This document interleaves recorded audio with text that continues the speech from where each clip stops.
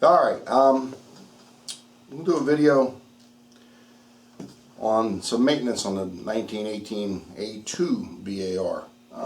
If you read the U.S. service manuals, one of the things they talk about is when you clean the gun, you're supposed to clean the gun horizontally,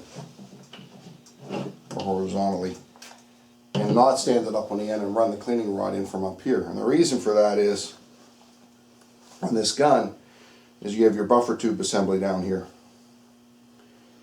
And then inside your buffer tube on the A2, you have your rate reducer actuator spring that rides inside.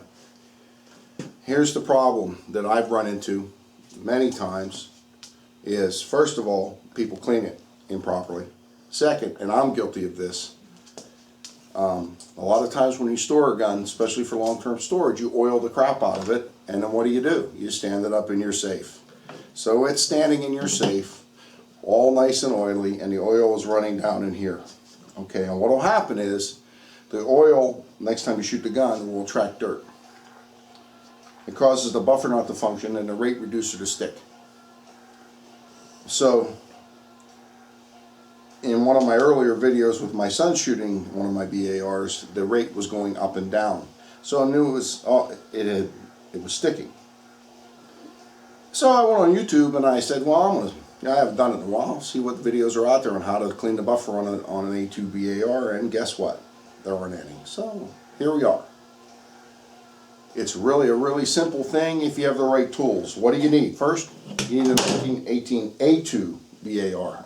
This does not apply to the ones with the World War I buffer. Their buffer's a little different. I'm sure it needs maintenance, but this is specifically for the A2. You do not have to take the gun apart, although I would recommend when you're cleaning the gun to do it all together.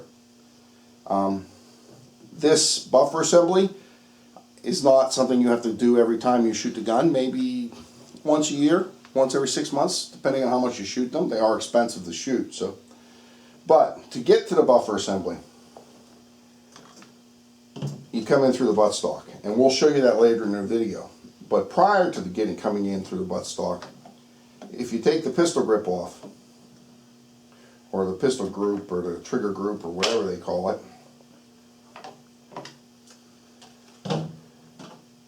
you can see the front of the buffer. And in the front of the buffer is a lever, and that lever, that spring-loaded piece of metal, and we'll point it out to you in a second, is the part that trips on the back of the trigger guard, right here, to work the rate reducer.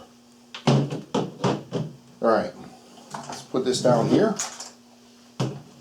And before we start, what tools do you need for this? Well, you need a b.a.r wrench. What do you need this b.a.r wrench for? This little nipple right here is for the buffer tube assembly, and I'll show you how it locks on. Without this, you're more likely not going to get this apart without damaging it. It also has screwdrivers, and if you want to use it as a screwdriver, I don't. I just keep a screwdriver. One of the other things you may need is a hammer, or a rock, as people jokingly, because when the buffers stick, they don't drop out of the back of the gun once you disassemble it. They actually have to be tapped out. They get so gummy. Alright, now, we're going to try to zoom in here. I'm going to use this flashlight to highlight the buffer tool, the buffer. This is the buffer right here. I'm going to use a screwdriver. Right here. Alright? And if you can see, there's a little bar in the middle of it, and it's spring-loaded. Let me move it back and forth. Spring-loaded. If, when you're cleaning your b.a.r, if you can reach in there with your finger and move that back and forth like that, more than likely your rate reducer will work just fine. It doesn't mean that your buffer doesn't need clean, but your rate reducer is still working. In my case, this was actually stuck in the rear position because there was so much gunk in there and the rate reducer wasn't working properly. So, when you're cleaning the gun and you haven't decided that if you're going to do the buffer, to make sure this has to be like that. If it isn't, you definitely need to clean the buffer. Alright, we're going to flip this around and we're going to show you how to clean the buffer, how to disassemble it to clean it. Alright, we've got our 1918 A2 here.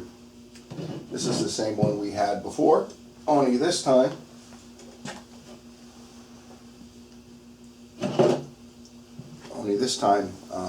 it's facing towards the camera. The first thing you have to do is take the butt plate off. Obviously the trigger pack's already been removed, but you got to take the butt plate off.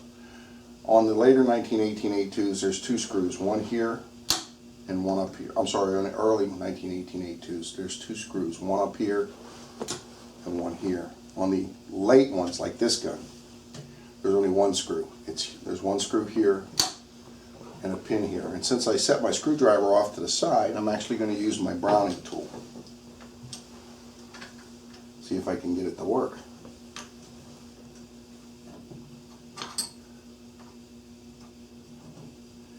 I actually would prefer a screwdriver, but when we were setting the video up, I moved the screwdrivers. That's just the way things work.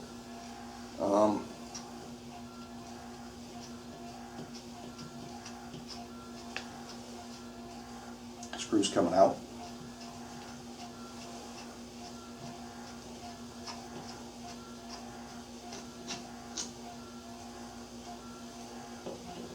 Now, there's a pin in here. So you pull this back a little bit and lift up. Here's your pin.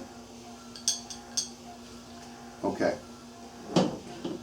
This right here is the container that holds the actuator spring and the little piston that it drives. And it screws into the back of the buffer assembly. And the way it does it is, I'll show you, there's a post in here, and what this actually does, by being screwed on here, and there's a washer in front of it, is hold the buttstock on the gun. Now hopefully, since we just cleaned this a while ago, this will come right off. Now, this is under spring tension. You'll feel it, the spring grabs it a little bit. So be aware of that, because it's going to want to shoot out. Here's the spring, and here's the little piston that it drives.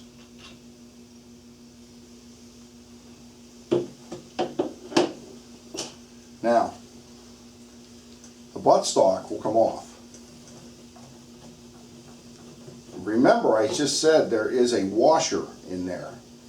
So keep your hand over the end of the buttstock, because that washer will fall out. It's a lock washer that holds that tight. Buttstock is off. Gun's going to be front heavy, so I'm going to have to shift it back a little bit. Here's your buffer assembly. Here's your actuator assembly. Now, we actually just cleaned this, and we put some Slip 2000, that's the oil I always use, on it. And there was so much cosmoline in there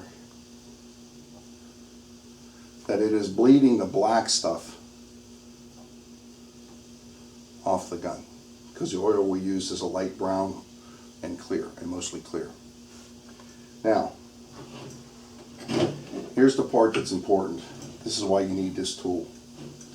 I'll bring this back where it's beyond the edge of the table. This little piece right here, and as you can see, this one's chewed up.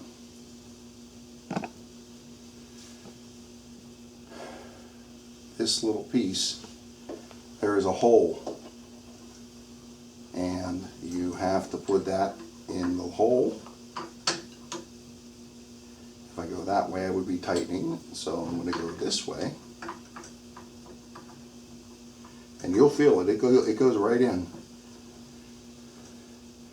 And you're going to loosen this. Hold the gun. Now, as I said, I've already cleaned this, so this comes off pretty easy. Compared, this one was so tight we had to tap it loose with a hammer.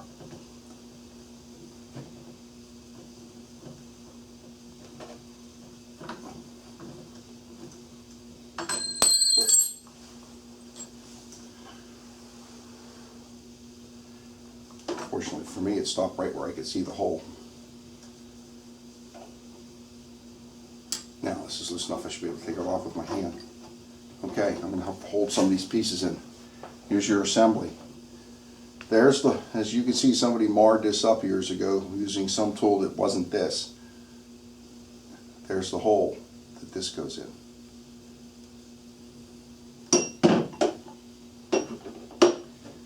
there's a spring.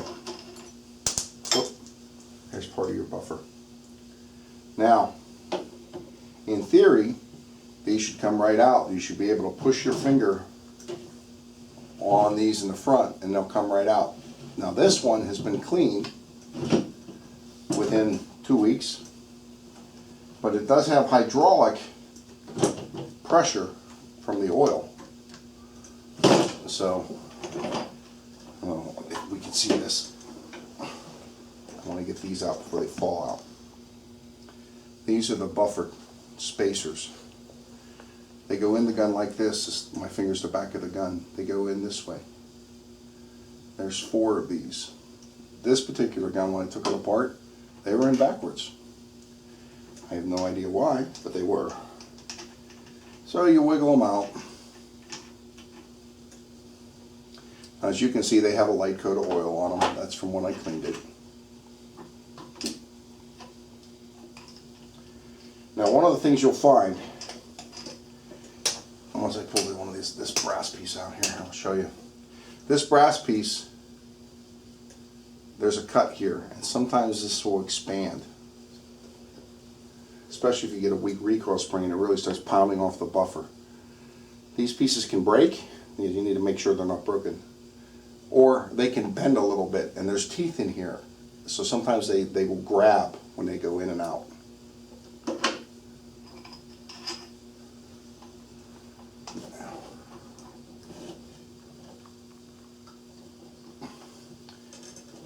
And this is the hard part because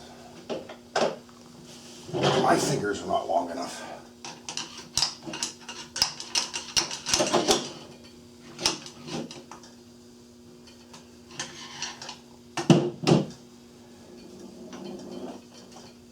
Well, darn it.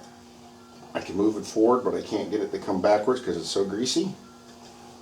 And my finger is not long enough. So what we're going to do, we're going to cut off here. And then I'll knock these last 2 pieces out by holding the gun up, and you wouldn't be able to see anything on camera. And then I'll show you the pieces when we put it back together. Alright, we knocked the buffer out. Go down here. This is the buffer, or the buffer head. And when it was in the gun, you saw this piece had the spring. It was spring loaded out like that, and it moves back and forth. Alright? And why it moves back and forth, and why you clean it, is to hit the back of the rate reducer. Inside the tube is this, right? This sits on here and drives that, keeps constant spring pressure on that for your rate reducer. So if this gets frozen up, this isn't moving. The reason we turn the gun around is right here on this side there's a little pin. And that's a locating piece. It sticks out further. If you look from this end, you'll see that this edge right here is higher than the outside of the buffer head. And the reason for that is if we can zoom in here, you will see little teeth in there. I'm going to stick my finger in from the back, or better yet, if I can find something longer, there are little teeth right in here. And what those teeth do, if we zoom back out again, I'll show you what teeth do. This piece needs to be facing down, all right, to catch that trip, or to trip that piece. To keep this from rotating, this little slot has to slide into one of those teeth. And I have found, at least in the 4 or 5 b.a.r.s that I've worked on, that this is never quite at 6 o'clock. Sometimes it's over this way, and sometimes it's over this way a little bit. That doesn't seem to matter, but this needs to be facing down, or up, because the gun's upside down. So what I'm going to try to do is I'm going to try to slide this in and see if I can get the teeth to catch on film. If I can't, we'll do that off camera, because this is one of those things, it'll either go in 10 seconds or 10 minutes. Sometimes it works, you know, sometimes it's with you and sometimes it's not. So, also, on this tube, somebody squeezed it, so it's a little tight up here at the end. As I said, when you don't have the right tools, You have a tendency to screw things up. Okay, it's in. Now, can you zoom in here? I don't know if you can see it. You will see that the buffer is not in there, that the teeth are blocking it from going all the way in. Now, you have to rotate it. Now remember, you got to try to get that movable piece to close to vertical. And you just go back and forth there. It went in. And if you notice, it slid further forward. It's not in now. It's in now. Alright, what we'll do is we'll pause it and we'll flip it around and I will show you how to put everything back together. Alright, we flipped the gun around and the buffer's in there. What goes in next are these pieces. Now, the brass piece goes in first with the cone to the rear, because since this is coned, it has to go in like that. If you're lucky, you're able to push them in and they'll stay in. If you're not lucky and you got fat little fingers like mine, sometimes they come back out. Same thing.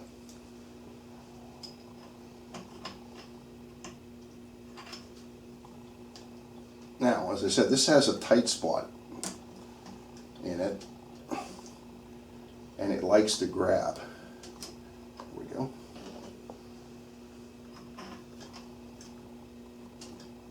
Earlier, when we cleaned this the first time, we actually had to tap those back in to get them to go in. Now, once they're all in, if they all go in, I might have to tap them again because this last one seems to be being difficult. There we go.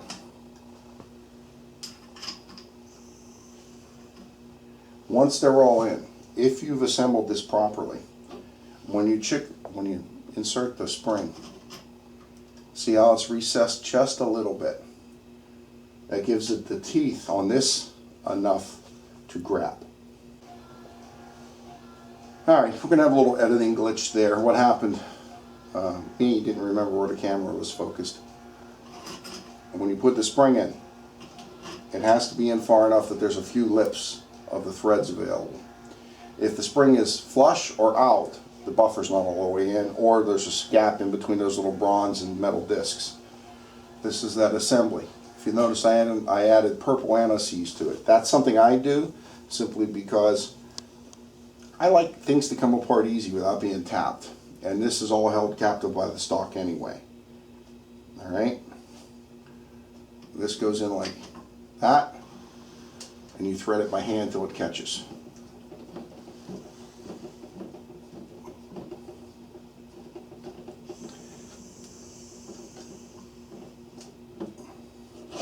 Take your magic tool, look for the teeth, clockwise is in, and that antices really makes this go in a lot easier than it came off, believe me.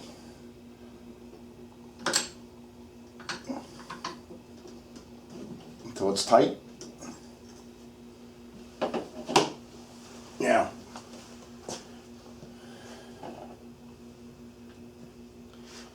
your piston and your piston cavity. There's threads in here. Now, I already put antices in there from before, so I'm not going to bother to put any in, but there's antices in here.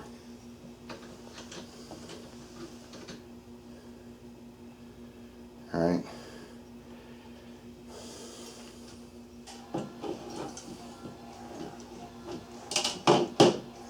Zoom out a little bit, please. Alright.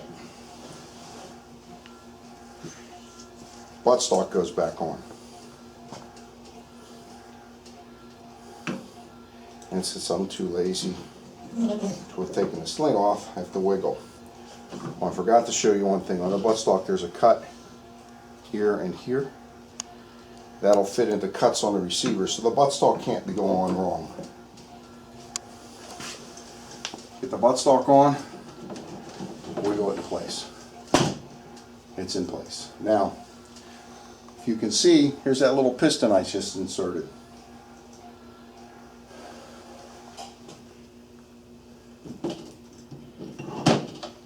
Your all-important lock washer. It goes over like that.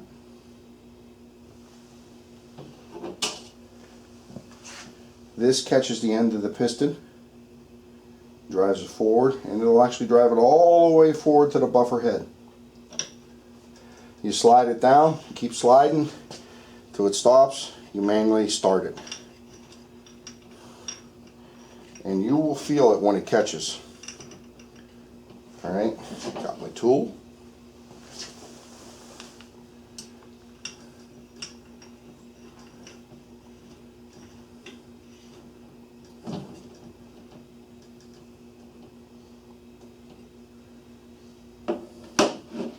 I'm going to roll this to the side a little bit. And the reason for that is on the butt plate, so you can see it go on. On your butt plate you have this pin. There's a hole in the stock here. So you have to catch that pin and then slide it down. Line it up. Put the screw in.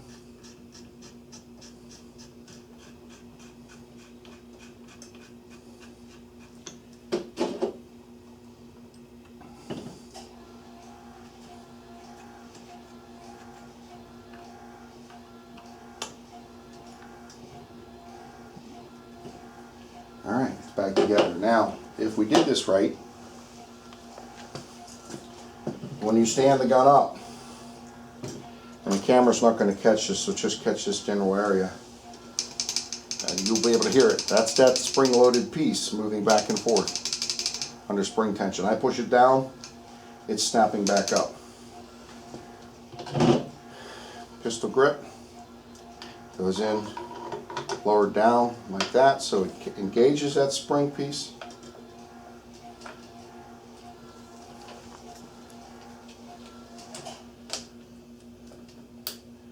And replace it. It is done. Because I took time to explain it, it seems like it's a 15-minute ordeal. It's really not. Once you do it once or twice, it's 5 to 10 minutes to take it apart and put it back together. You're going to have a fair amount of cleaning. My son learned this. We actually took there was so much gunk on the inside of the tube in here. We had a drill with a shotgun brush running cleaning solvent in there to break up the hardened grease, so I was able to push those things in with my finger. Hopefully, if you got a 1918 A2 and you're lucky enough to have one, even a post sample, you know how to do your buffers. Thanks for watching.